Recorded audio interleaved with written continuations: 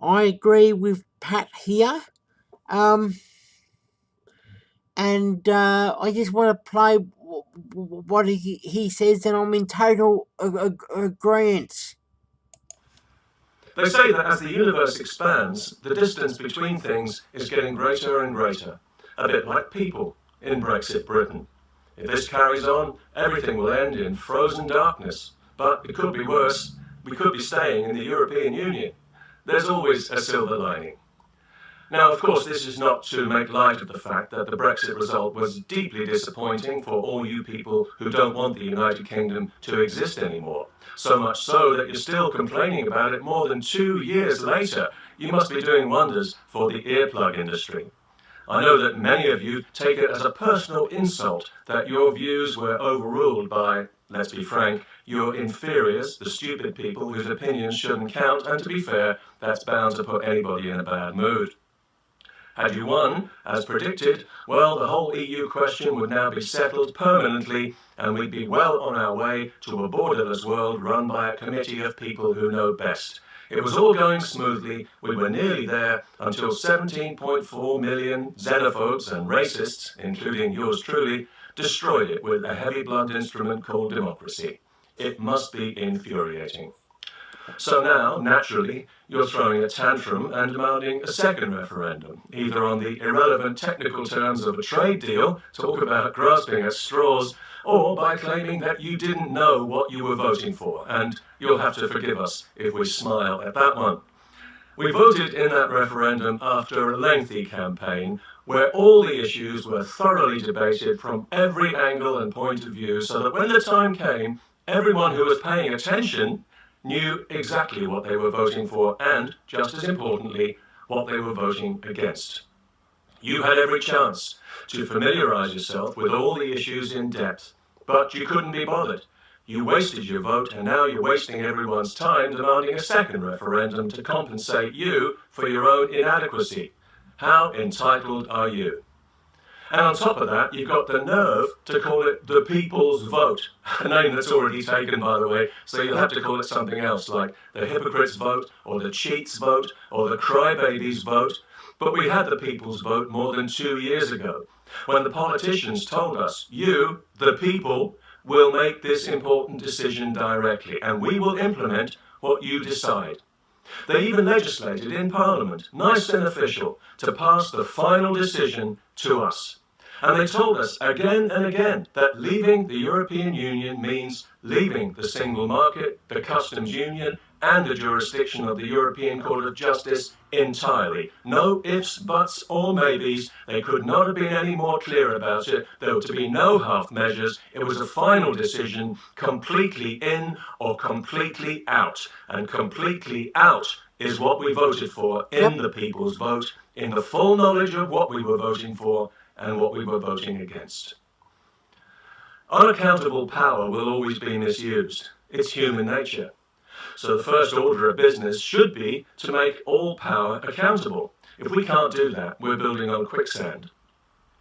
The European Union was purposely designed to avoid accountability, to remove the people's voice from the governing process, and to hasten, for ideological reasons, the transformation of a rich and diverse continent of free, independent, sovereign nations into a homogenized federal superstate without borders, internal or external, governed by an unelected committee of people who know best.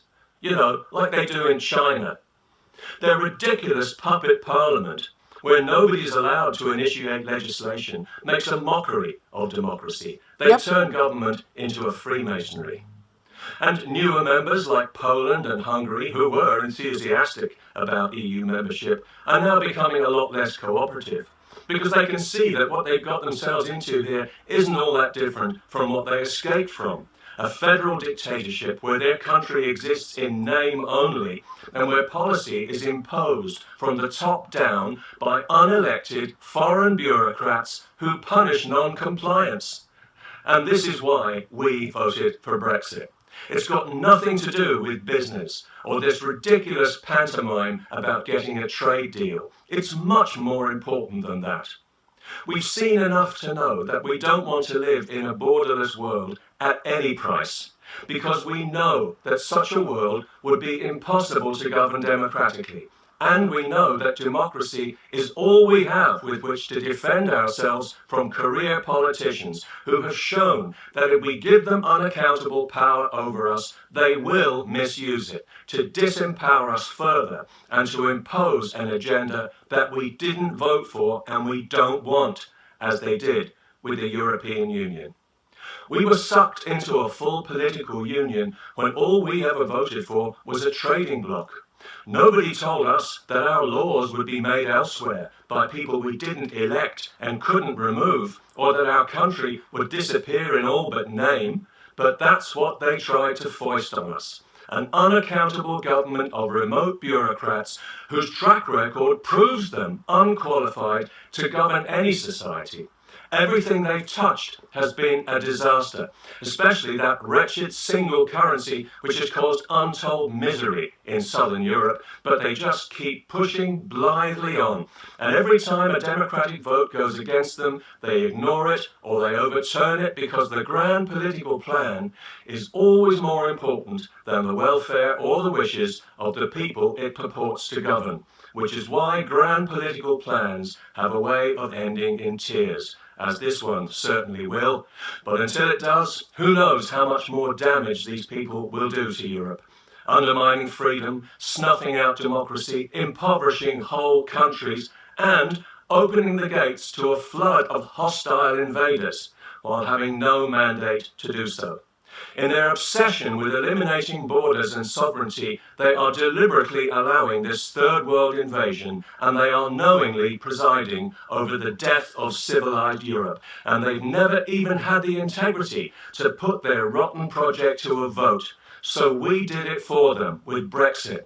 And despite being subjected to an avalanche of propaganda paid for with our money, we defied the entire establishment marshalled against us, and we voted to leave the European Union, to get out of its clutches entirely, and to become once again a free, independent, sovereign nation that makes its own laws, controls its own borders, and decides its own future without interference from anyone else.